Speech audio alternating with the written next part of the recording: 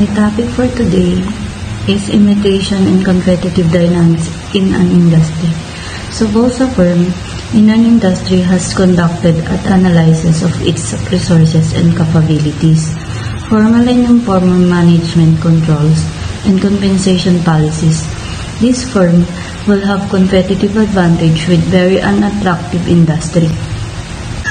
Unattractive industry is one which does not offer the potential for profitability. If a company concludes that the competitive force in an industry are too strong or unfavorable, then that company may choose not to enter that industry or market.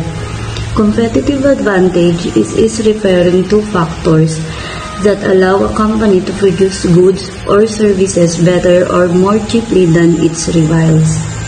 Example of firms that have competitive advantage in an attractive industry. 1. Southwest Airlines. 2. Nuclear Steel. 3. Walmart. Given that a particular firm in an industry has a competitive advantage, how should other firms respond? Decision made by the other firms given the strategic choices of a particular firm define the nature of competitive dynamics that exist in an industry.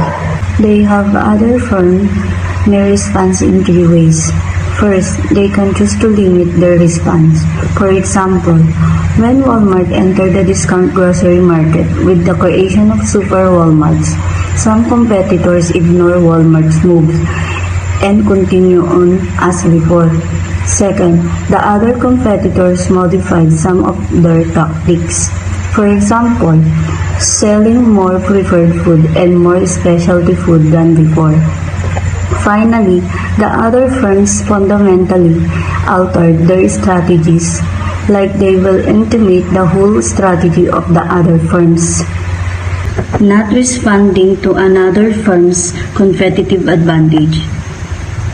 A firm might not respond to another firm's competitive advantage for at least three reasons.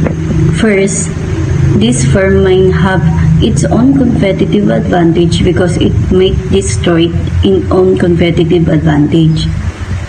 For example, a firm such as Casio has competitive advantage in this market because of its miniaturization and electronics capabilities. Indeed, Casio market share the performance in the watch businesses continue to climb, although demand for watches overall has gone down. How should Rolex respond to Casio? Rolex decision has been not at all. Rolex appeal to a very different market segment than Casio. Should Rolex change its strategy if they replace its mechanical self-winding design with the technologically superior digital design? It's called easily compromise its competitive advantage on night market. Second, a firm may not respond to another firm's competitive advantage because it does not have the resources and capabilities to do so. Some reason is physical, financial, human, or organizational. Finally, a firm may not respond to the advantage of a competitor because it is trying to reduce the level of rivalry in an industry. Two ways to reduce rivalry. First is tacit cooperation, reducing the level of rivalry in an industry, and that also do not require firms in an industry to directly communicate or negotiate with each other. Second is explicit cooperation, where firms do directly communicate and negotiate with each other. It is discussed in detail. Example of explicit is cartel. With tacit cooperation has the effect of reducing supply, increasing price. It is known as tacit conclusion. Tacit conclusion can be illegal in some setting. However, firms can also tacit cooperate along the other dimension beside quantity and price. This action can also benefits all the firms in an industry and typically are not illegal. Move on to the next topic. In order for tacit cooperation to work, an industry must have the structural attributes. First, the industry must have relatively few firms. It is difficult when the industry has a large number of firms to do tacit, since tacit is a way of communicating not directly. For this reason, tacit cooperation is viable strategy only when an industry is an oligopoly. Cable television example of a small number of firms. Second, firms in this industry must be homogeneous with respect to the product they sell and their cost structure. Having heterogeneous, different kind of product make it too easy for a firm to cheat on its tacitly cooperative agreements by modifying its product. In this setting, a firm may have a strong incentive to increase its output and upset cooperative agreements. Third, an industry typically has to have at least one strong market share leader if firms are going to tacitly cooperate. This will be a relatively large firm that has established an example of the kind of behavior that will be mutually beneficial in the industry.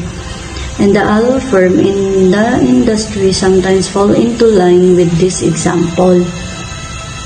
Finally, the maintenance of tacit cooperation in an industry almost always requires the existence of high barriers to entry.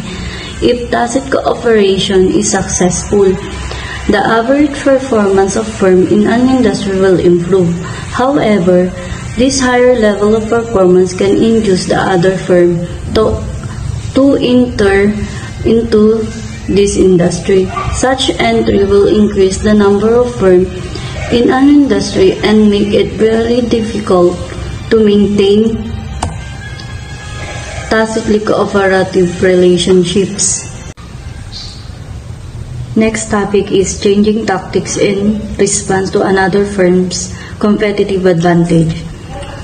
Decision firms make about various attributes of their products, include size, shape, color, and price. Generally, firms change their tactics much more frequently than they change their strategies. Example of tactics.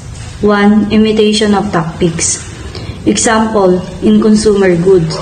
For example, if one company increases its sales by adding the lemon scents to a laundry detergent, then lemon scents start showing up in everyone's laundry detergent. Second, sometimes rather than simply imitating the tactics of a firm with a competitive advantage, a firm at a disadvantage of leapfrog its competitor by developing entirely new set of tactics. Example, Procter & Gamble engaged in this strategy with introduce its laundry detergent Tide in a new concentrated formula.